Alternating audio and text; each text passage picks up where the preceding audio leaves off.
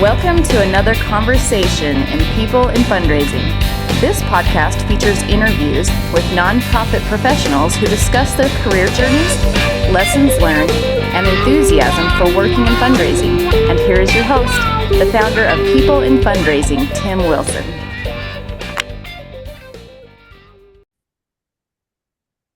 Good afternoon, everyone. It is season 4 of the People in Fundraising weekly nonprofit podcast series. Today is Friday, August 1st, 2025, and I am just delighted to welcome my friend and former Intermountain Health Foundation manager, Jason Befort, to our program today. Good afternoon, Jason. Good afternoon, Tim. How are you doing, my friend? I'm doing well. I will tell our audience that we just spent the last 40 minutes talking about our shared interests in Major League Baseball, music, Cold War, and 1980s professional wrestling. So if you see or hear either of us chuckling, there may be some residual commentary from the preamble to our actual interview. We're going to try and keep this focused on nonprofit. But I'm very excited to have you on the program and appreciate your time today. So, Jason, if you can please tell our audience who you are by title, where you're joining us, what your responsibilities are, where you work, and we'll go from Yes, there. I'm happy to, Tim. Yes, currently I work at Vail Health Foundation, which is based in Colorado, of course, Vail, Colorado. My responsibilities are prospect management, prospect research, but really kind of pretty much anything that the team needs me to do. So I do a lot of data analysis. I do data visualization.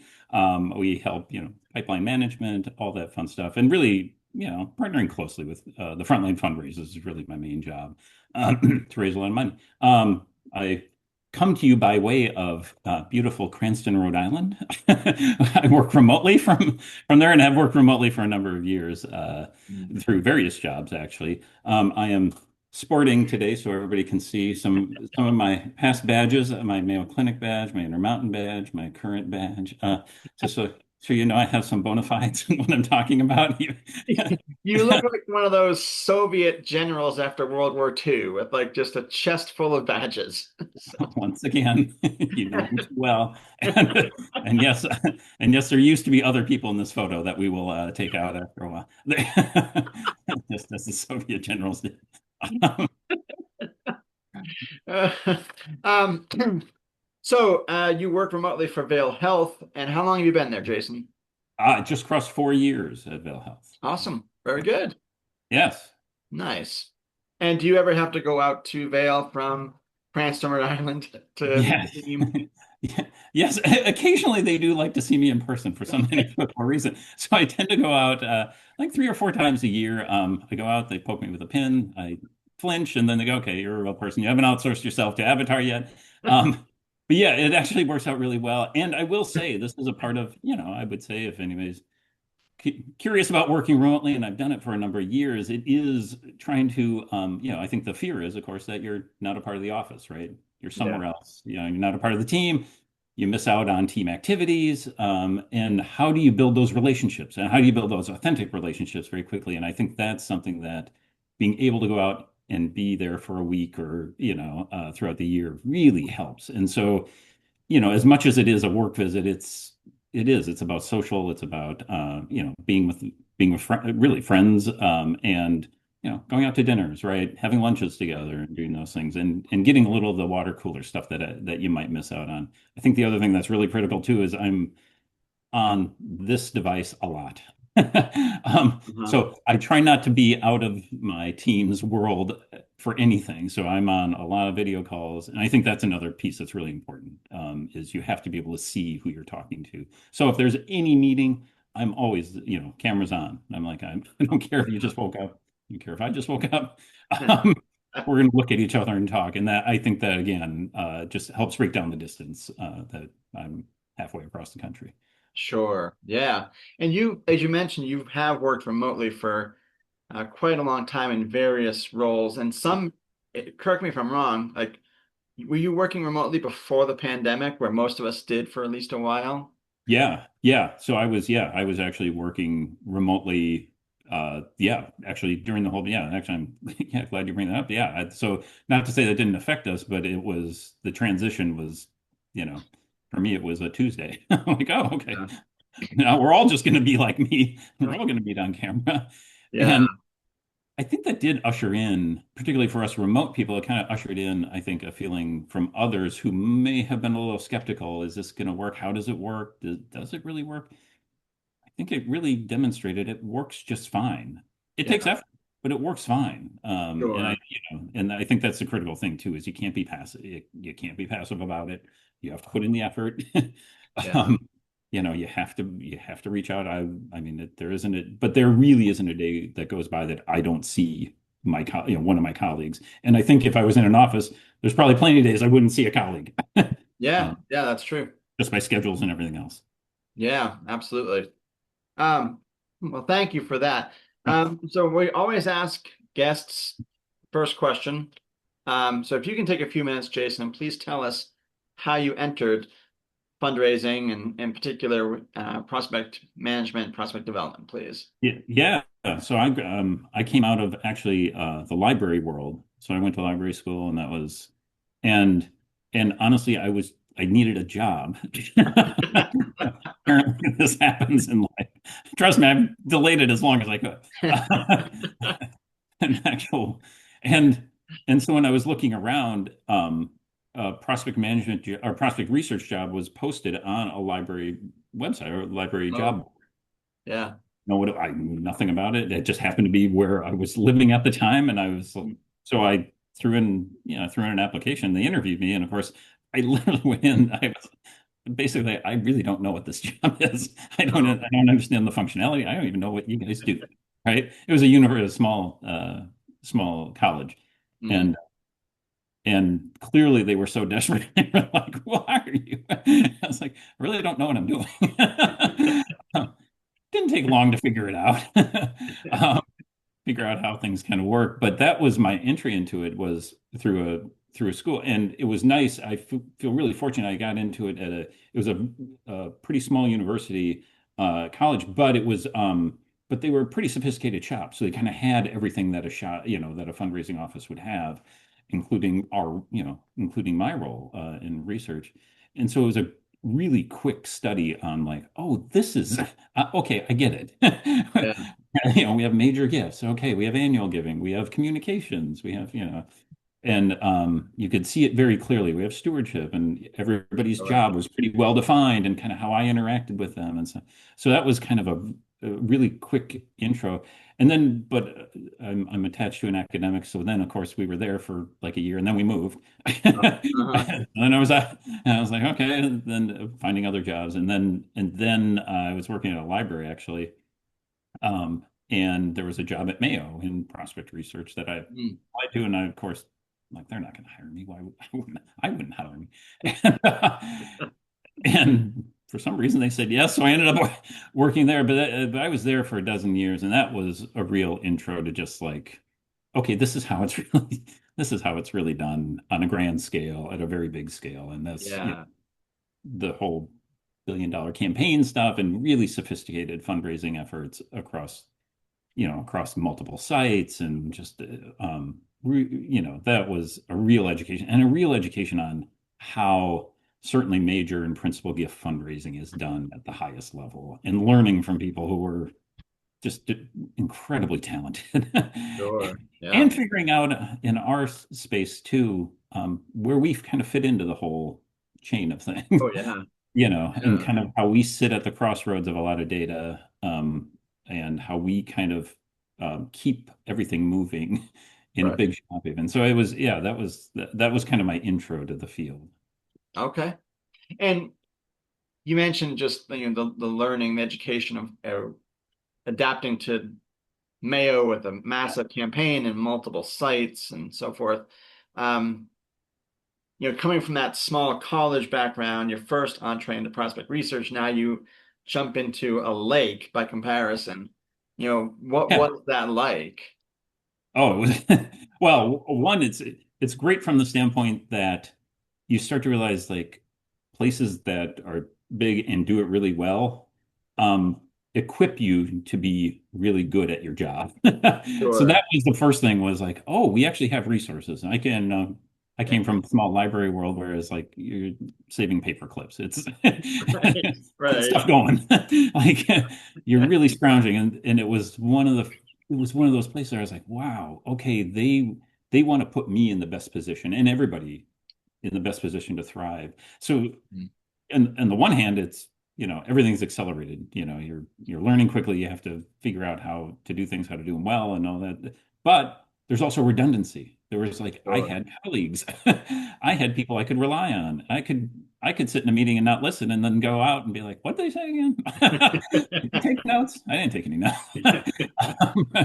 But that was something that was really great to see was that there were 10 of me, and Yeah. all of a sudden that's real. Like, so I could call, I could rely on and call on colleagues, and we could work together and collaborate. And all of a sudden, it wasn't just dependent on me alone. So from one standpoint, yeah, it's a big world. You're just trying to figure out how to navigate the whole thing, and navigating a place that big, even after a decade, you're kind of like, okay, there's the bathrooms. Okay, I know where they are. The rest of it, I'm like, I don't think I understand much of what's going on around here. Um, but just to have that kind of to have people to rely on, and to that you could, and that was true of it was true of gift officers, because there was a constant stream of new people coming in. So all of a sudden, Yeah. in very short order, you were moving up the age. You knew where the bathroom was now. I was like, "Shut this place down. I know what I'm doing."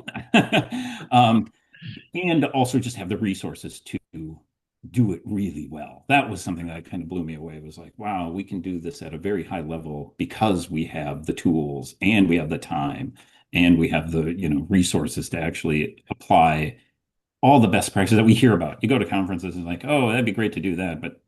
Sure. Yeah. Tiny. I go, who's here? You're gonna do? I can't do it. I don't have time to do it. But then it was one of those times where like we go and like we can do this. Right. Have the bandwidth to take on things, and so to dive into something like grateful patient fundraising, which is very complicated, and to do it well, and to then be a part of a team that actually, oh no, we can actually do this and do it really well and very sophisticated. I really like that. Yeah. Yeah. So it was yeah, trust me, I was a pretender for a long time. I walked through the halls and I'd be like, what, why'd they hire me? Across from MD PhDs.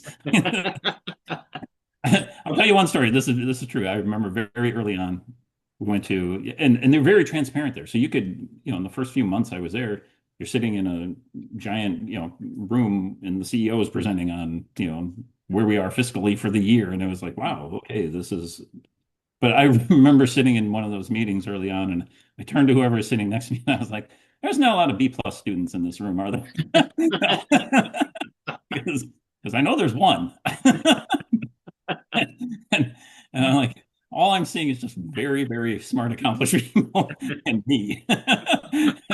And so I feel like I was a great beneficiary of a lot of this. Well, but then, spend 12 years there. That's a testament though too. Don't sell It's, yourself short. Tim, it's a big place. They didn't know I was working there mostly. Okay. We fired him. Is he still there? We got rid of Justin years ago. So your career, Jason, has mostly been in healthcare Yep. nonprofit, and mostly it's exclusively been in prospect development management research. Yep. What is it about healthcare philanthropy specifically that has been such a draw for Oh, you as a yeah. professional, as a person? Oh, that's a good question. I think for me, it's the great equalizer, right? Uh, We're all going to interact with it at some point. So there's, um, so that's something I find appealing from the standpoint that it reaches everybody, right? So, and education can, I don't want to dismiss that, higher ed can, it tries to, but this really does. It crosses every second, crosses all section demographics, doesn't matter. And so I like, I think of if I'm in if I'm going to be in this space, this is a space that really resonates with me on that front. Just like Yeah. It's, we're all going to touch it at some point. One of our benefactors at Mayo used to say it's enlightened self-interest that he would give to us because he was like, I'm going to be in that place someday. Oh, sure. And so I want to make sure it's a great place to be. And I understand that from even a working standpoint. I was like, oh yeah, this is something that's going to touch, grandparents, certainly parents, all of a sudden, us all of a sudden. Yeah. Um, but so that to me has been kind of a key driver. And then too, I'll be honest with you, once you plug into a particular niche of fundraising, which again, you're right, I'm very, very niche. It's, prospect management, prospect research, usually in healthcare. Right. About as niche as you get is you really find, at least I feel like you find your rhythm finally of like, okay, I kind of know what's going on here. Right. Yeah. Think I can figure this out, and it matches. It always felt like a good blend of my whatever limited skill set I have. It felt like a good match for me. It's Yeah, like, oh, yeah. sure.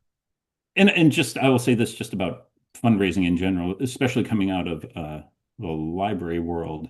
I always felt like that in the library you were very much on your back foot all the time with budgets. It was, Oh, you yeah. were always dependent on somebody else, and it was moving into the fundraising side or moving into fundraising, I think this is just something to keep in mind is I always felt like we were more on the front foot now. We're like, oh, Oh, we're going to go there and raise the money.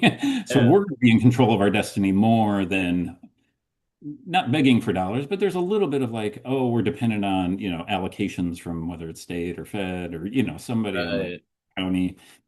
And you're always it felt like you had to play this game. Whereas this industry, working in fundraising is like, oh no, we help determine whether or not we have the money. And that felt very empowering to me. I was like, oh, I like this feeling. And I like the idea that we kind of had a goal to shoot for I Yeah. like that idea that we work as a team to attain a goal. And that really resonated with me. And so that's kind of why I kind of stay in this vein. This is really something it hits me, really hits me kind of fits perfectly with kind of how I think of things. Sure.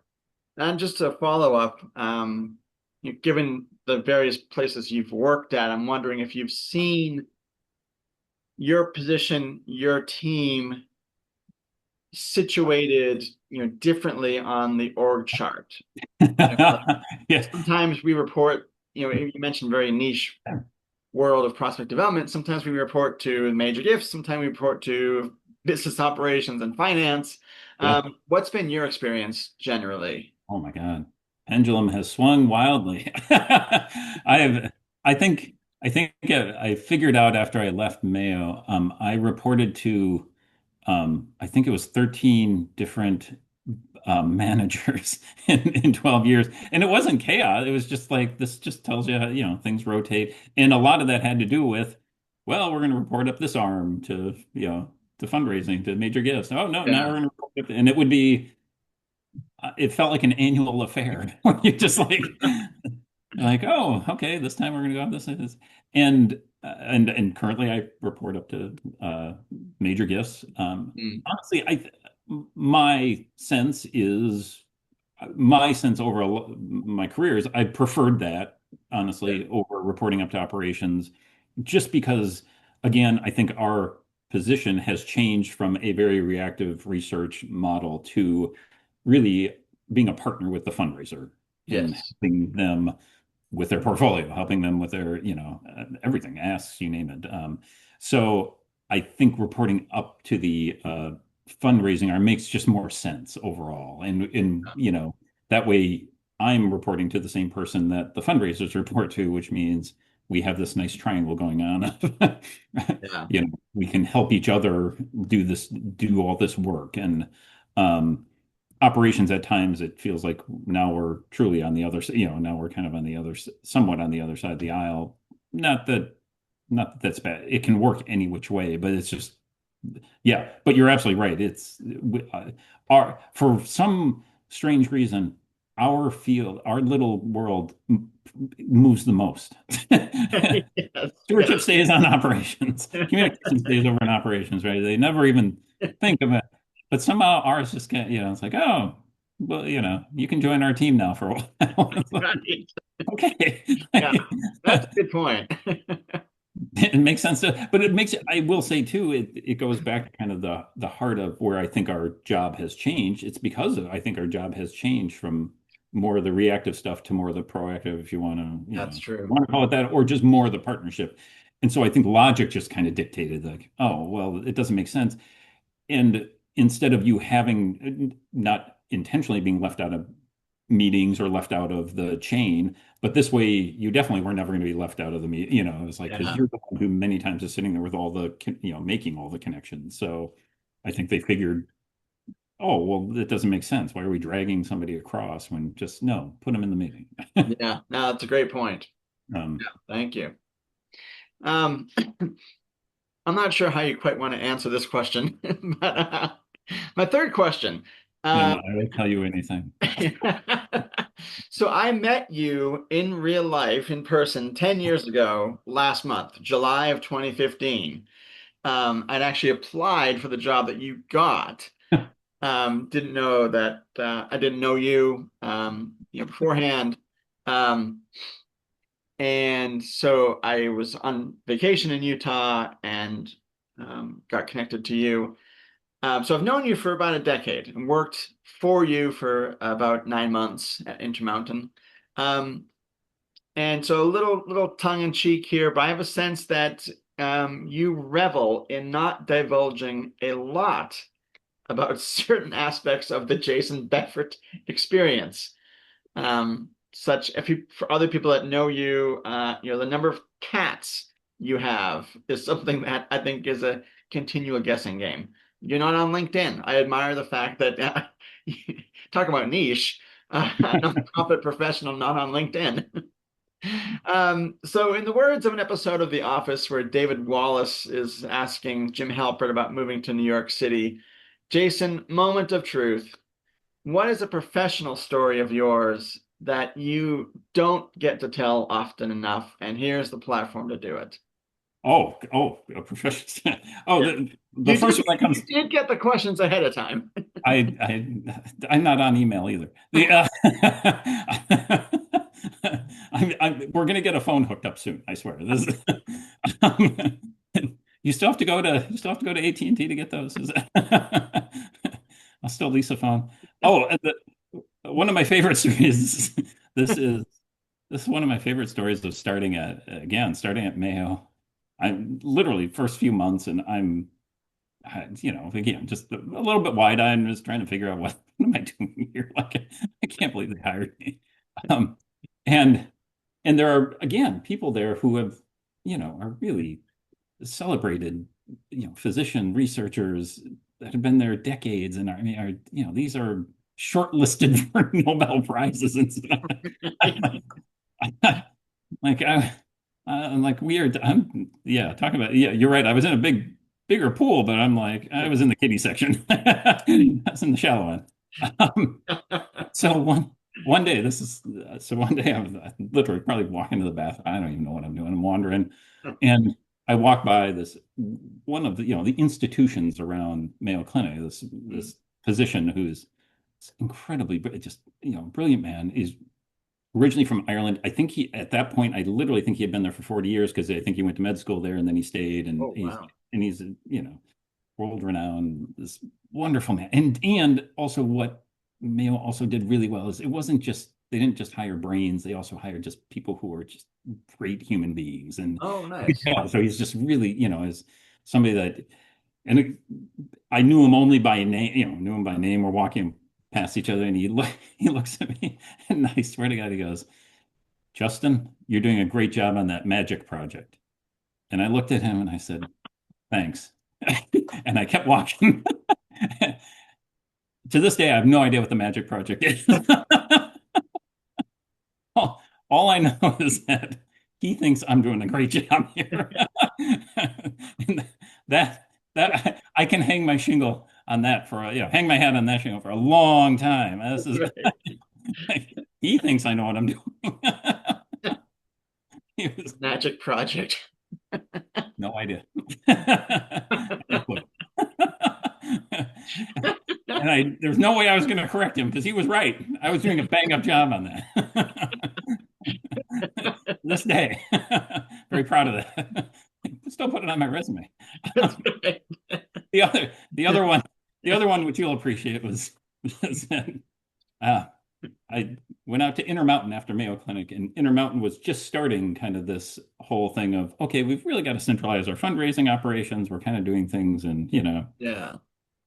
we were in kind of separate camps. So the big thing was that they were centralizing all their back office functions, and I was a part of that team that they hired. Right. Very small team. Our wonderful former boss David Flood was the quarterback of all this, and David's a big personality and a wonderful man. And his favorite thing to do would he come whipping out of his office at late in the day, and he would always pose some question. He'd always pull off his glasses and he'd be like, "So, what do you think of?" He'd ask a question, right? What do you think of this? He'd want it, and so one day he comes out and he does that same thing. He goes, "Oh, what do you think of whatever? What are we doing?" And I gave some stupid answer, but then of course I turned it on. I was like, Dave, I've been here 6 months. I'm like, or a year. I don't know how long. Yeah, it's like, what do you think of me? And he does. He goes, "You're funnier than I thought you'd be." Nothing about the work I've done. Nothing about the changes we've made. Uh-huh.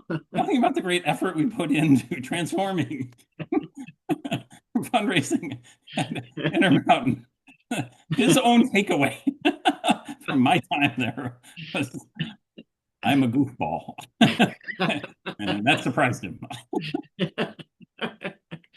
Well, and I was not yet on the scene there, and I don't know, but I wonder if like you and I think are maybe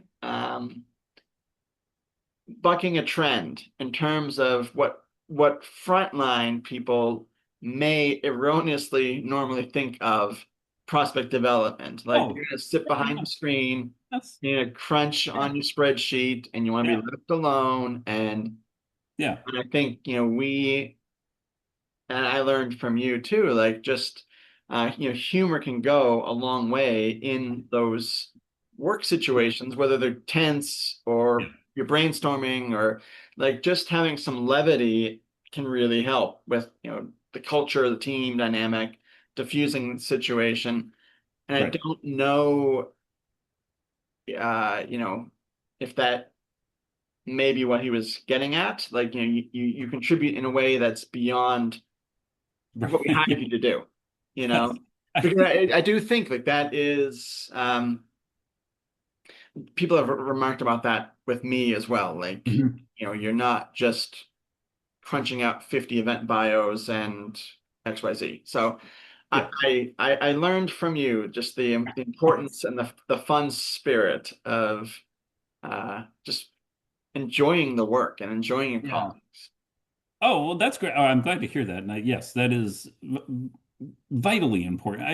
One, I always, we're doing serious work. I mean, I never want to say, we're doing very serious work and it's going to serious things. And like Yeah. raising money is a serious enough business on its own, right? And so I always think, and we're amongst our colleagues a lot. So it's Yeah. like to you, I agree that we can be a little bit pigeonholed Yeah. into being head down workers and but yes, I a little personality helps a lot in this. And we're playing to the right crowd, which is fundraisers are they're tend to be extroverts.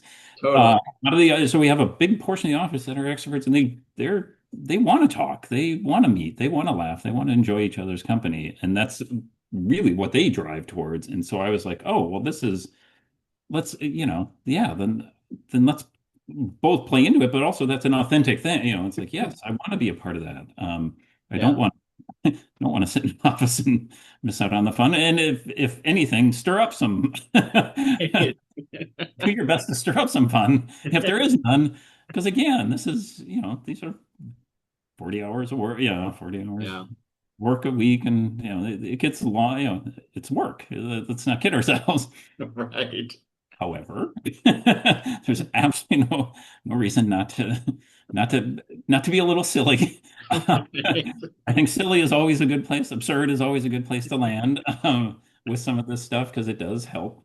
Yeah, it's a day go by and whatever. Yeah.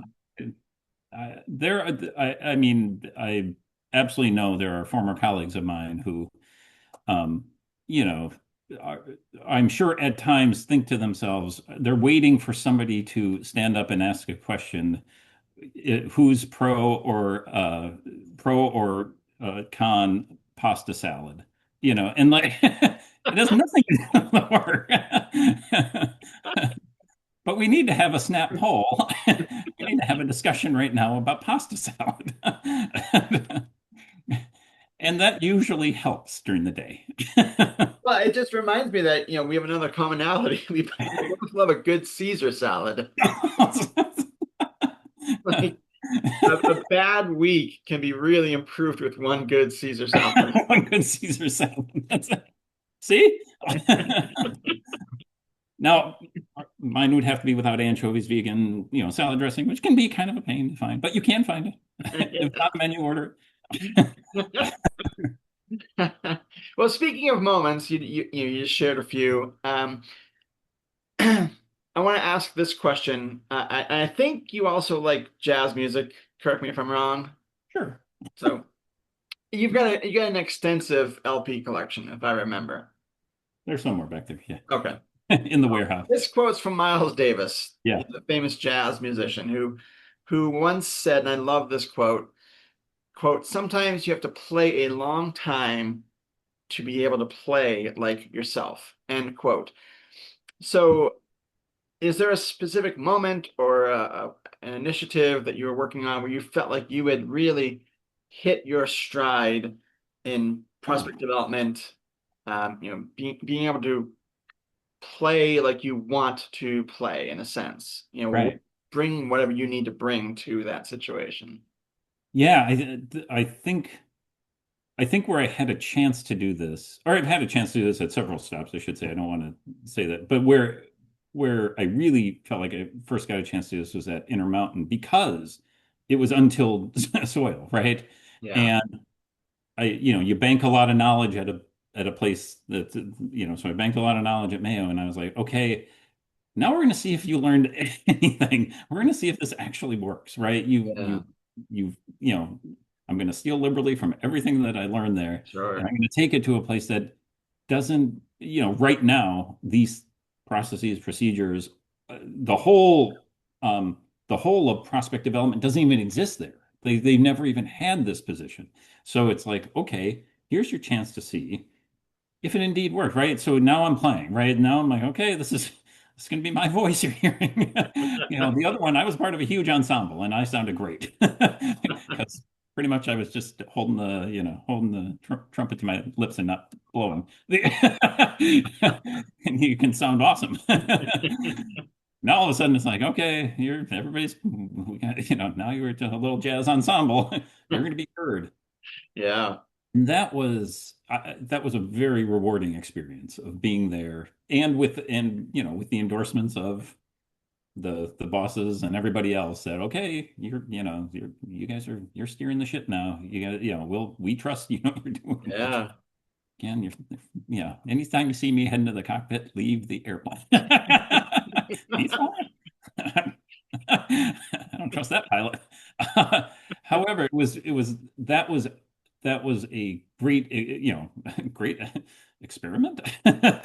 Sure, they didn't think of it as an experiment, but it was a great opportunity to unleash a lot of this a lot of this a lot of things you'd stored up and to see if it actually worked. And indeed it did. We built out all of the components that you would need for a wonderful, for a functioning prospect management program, right? You need your Yeah. portfolios, right? We need well screenings. We need all the, Oh, on and yeah. on. We need pipeline. We need all of it. And what happened there was a transformation in fundraising, right? They went Yeah. from a shop that was focused on annual giving and event giving to one that was focused on major gifts. And it's kind of stuck, Yeah. which is Yeah. nice to see. And then it's like, okay, it's actually sticking, And so I'm sure it's changed from how it was originally, our first iteration, and it should change over time. But I think the concept really stuck was like, oh, this is where we focus our time and attention. And it's away from the things that are low returning. Let's go with the high return things, Yeah. activities, which again, yeah. So that's really when I felt like, okay, I think this may like it kind of works. Yeah. Um, Yeah. and then of course, the first thing is you get the hell out as quick as you can. And I gotta run away from this. Somebody else can land this plane. I gotta. But I think somewhat the same has been true at other stops along the way. Then has been places where I've gone. It's like, okay, now, and I'm sure you've seen this as well. What you learn very quickly, or what you learn over time in our field, and then can apply quickly is you see what's missing right away when you land in. Right. And you see like, oh, okay, this is what I'm used to. This doesn't exist. So again, we got to create it. We have to be the people who are the ones responsible for it. We got to babysit it and make it work and grow. And that kind of diagnosis happens a lot quicker now. It's like you walk in and you're like, oh, I see what's missing here, and here's why. And we may even have an idea of how to fix it or how to Right. actually implement it and how to fix it versus before going, tough luck, you should hire somebody. Right. Right. Really smart to do that. Well, and I think, in your experience going from Mayo to Intermountain, you were going from, uh, a canvas that had been, meticulously Yeah. maintained and adjusted over time to Intermountain, where like you were tasked to paint the canvas. Yeah. Um, Completely. and the same with me, like one of the many factors that went into me leaving Intermountain was where I'm at now. Right. Weber State University, they did Yeah. not have anyone doing prospect management and prospect research. And so it seems similar to what you experienced when you came to Intermountain 10 years ago. And I think those blank canvases are kind of hard to find in our profession at this point. Yeah. Yeah. Um, but it makes it all the more intriguing and challenging for people like you and me to be like, I know I'm not going to find too Yes. many more scenarios like this. Yeah. Mostly I'm going to get to a next destination where people have sketched out the canvas, they've done the Yeah. first layer or coding, whatever.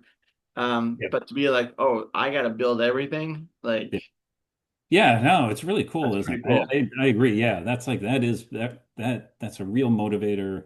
It's what really gets me out of bed in the morning when I think about stuff like that. I like that idea. I think the other thing you can find, you're right, in a large shop that becomes harder and harder because so many places are so much more dependent on philanthropy Yeah, now than ever before. So they've already, that window is closing somewhat yeah, on kind of the larger places where you still can find it though. And this is something I really feel good about in my current role at Vail Health is small places. Not that it's just um, small places. Again, you're so dependent on who's there because they're just right, small. There's only one of one, right? yeah, Everybody has their job to do, and there are places like that, I think, still out there that are small fundraising offices where you can come in and really make a big change, even if they are functioning and working and they're up and running. But sometimes they don't know what they don't know because they've either never had anybody in that position or they've never had anybody who comes with your skill set in that position. So I would right, encourage people too to, yeah, like if you're out there looking, you're like, oh, I'm kind of, I've worked at a big place. I like that. I've revamped a place or I've had an opportunity to grow with a place. And then it's like you can still, yeah, there's those are more out there than not, just because again, I think they're they're generally speaking so focused on they gotta fundraise. Like they don't have the luxury to ruminate yes, yeah. um, as as we do. Right. Um, Well, and I have a guest interview's already recorded back in the spring. It'll air this time, sometime this summer, and she works at the North American Bison Discovery Center in North Dakota. there you go. And I mean, she's exactly what you're talking about. It's a very small nonprofit, and she wears multiple hats in that role. And prospect research would be an absolute dream. Yeah. Yeah. Um, and so, but then it's like,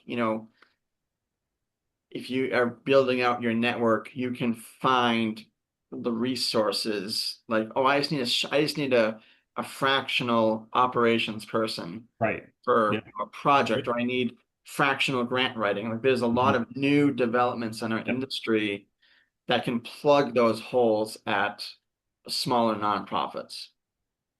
100%. Yeah, you're 100%. And I mean, I know everybody's concerned, appropriately so, about the future of AI and the impact it's going to have on some of our jobs. It- I should be the first out the door. However, um, however, I think it is that will become a part of smaller nonprofits. Is yeah, yes. at least to give. And I always think, and it's we use it in our field. I think a lot of professionals use it now. It's like, give me the first draft, right? Because Right. that original ground, where you have to break ground to do work is hard. Like that's limiting a lot of times. I don't have time to do it. You start somebody off with the first draft, it's like, okay, now we can kind of get, that got me 80% of the way there. Now I'm good. Yeah. So I think I see that too in our field, that it's, yeah, we we will see the impact. I think, honestly, I think it'll be more on the positive side than the negative side, depending who's running. Uh, as far as particularly with smaller places that Yeah. don't have they just don't have the bandwidth to take on many of these things. Yeah. Very true. Well, Jason, we have less than 10 minutes. Oh, it's about What's that? said it's about time. You're going to turn the questions over to me now, right? So I can ask myself questions. Yes, yes. What would you like to know about yourself? Yeah, I'm often interested, Jason. What's going on with your hair? I'm trying. I really am. I'm trying. Uh, so much about you fascinates me, and in a good way. Yeah. My last question here, and again, I want to learn, what is the Jason Befort lens on the world here? So, and actually, we kidded about this earlier before we started recording. I think it's bearing out here, to be true here as well, though, is um, as we were doing our preamble before doing the actual interview, we joked that, we are doing our small part to dispel the trend of middle-aged men in American society having very few or no friends. So it's in that spirit of friendship and curiosity. Mhm. What are some of your favorite quotes or words, maybe a mantra or something that you draw upon in your work, in maybe in volunteering? There's a Maya Angelou quote that I've gone back to quite a bit with some guests, where she says, among its many other attributes, she's found that giving liberates the soul. Mm. Yeah. And that's paraphrased. I don't know if Yeah. that's exactly right, but things like that. Yeah. Yeah. No, the one I always mess it up because I, one, my brain works that way and I can't always, but it's along the lines of, not, what is it? Not everything, not everything counted counts, and not everything that counts can be counted. Yeah. Right. So Yeah. I like that a lot, because again, I'm very much a counter kind of person, Uh-huh. and tallying things up. And it's a good reminder that, love is hard to, like, you don't want to put a score on that. Yeah. Right. And sometimes impact is a hard thing to put, a grade on, right? And that's okay, I think, is really what that. And there are things out there that we don't want to, we actually don't want to measure. Like, Sure. that's okay. And so and also, not just because you're counting it doesn't mean it's important. And so Totally. and so that's something I in our field we can sometimes do a lot is, we're tallying up and being very proud of something, and it's like, did this really Yeah. this really make a difference? So I think of that a lot. I just it's the 100th anniversary of The Great Gatsby, so I do my annual reading of The Great Gatsby, which I book I adore. Huh. One quote in there that I often like is the narrator Nick is describing himself, and he says he was hoping to become the most limited of all specialists, the quote unquote well-rounded man. Oh. And, and I think Uh-huh. about that. I think about that with myself a lot, and it's a reminder not to do that. It is in fact limited at times to be well-rounded. Hmm. And so because I do tend to graze at things, and but sometimes it's worthwhile to dig in, Yeah. be passionate about something instead of being, and instead of being somebody who is, passes it by. Um, Right. so that's something I think about a lot. And what's another quote? There's uh, a Steve Martin quote about persistence. Persistence is a great what is it? Not antidote, but a substitute for talent. Uh-huh. Yeah. Yeah, and persistence. Yeah, great substitute for talent. And I think about that a lot in my career, or just in doing things. Is like, right, I don't need to be the most talented, but dang it, if I Huh. show up every day, Right. Right. sometimes that's all you got. Uh-huh. It's like, and so related to fundraising, it really matters because fundraising is a marathon. It's not a Yeah, sprint. We get caught up in sprints in fundraising a lot. We totally. goals and and all that's important. I'm the I'm certain I'm the first one that once the gift is in, I'm like, where's the next gift? Oops. Yeah. I'm I'm I'm bad at stopping No. and celebrating and but I think of that with that that kind of persistence is really important in our field. Like we got to Oh, yeah. stick with it. And um particularly in our niche, research or process, it's like, it's a bit of a volume game. We're like, no, you have to keep at, we can't just take one bite. It's like, you gotta, Right. like, we can't just take one, it's not just one phone call, right? It's like, oh, Yeah. let's try it. It might not just be one meeting, and that there's this kind of long game in it and so I think about that as what I demonstratively lack in talent. I, I can I can be very persistent, and I really hope that makes up the difference in the long Well, and run. I think that I haven't heard that quote before, but I feel like that has application in my mind, and I'm sure in yours too. Like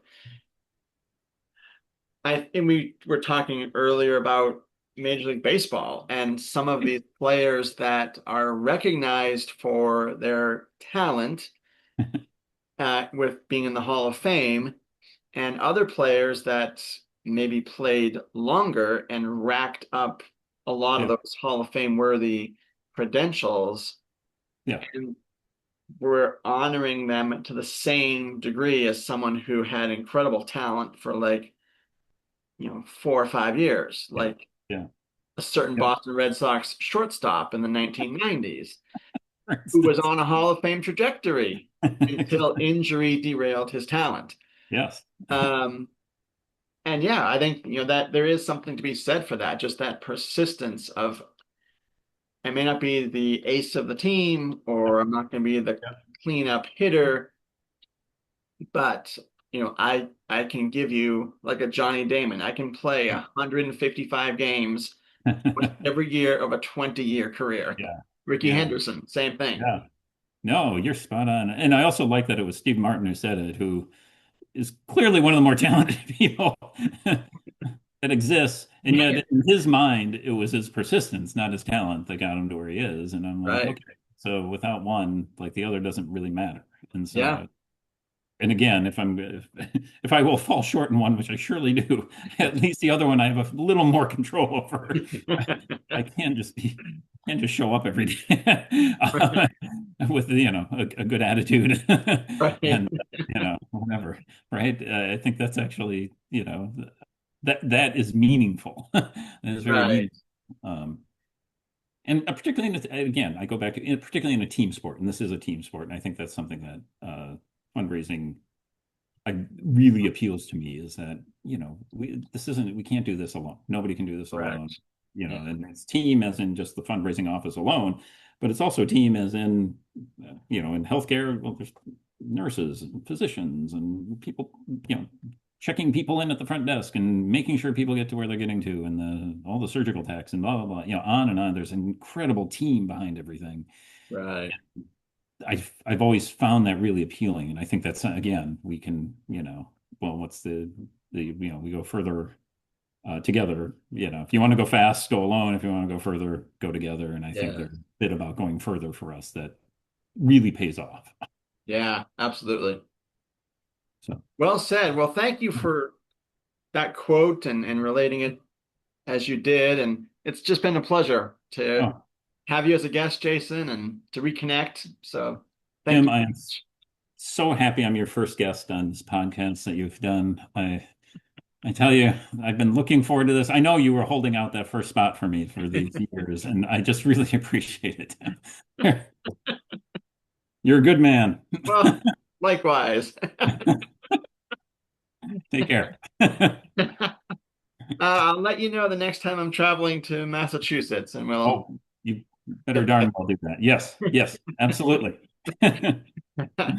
Well, You thank you, too. Jason, and thank you to our audience for watching, supporting, listening to these podcast episodes and people on fundraising.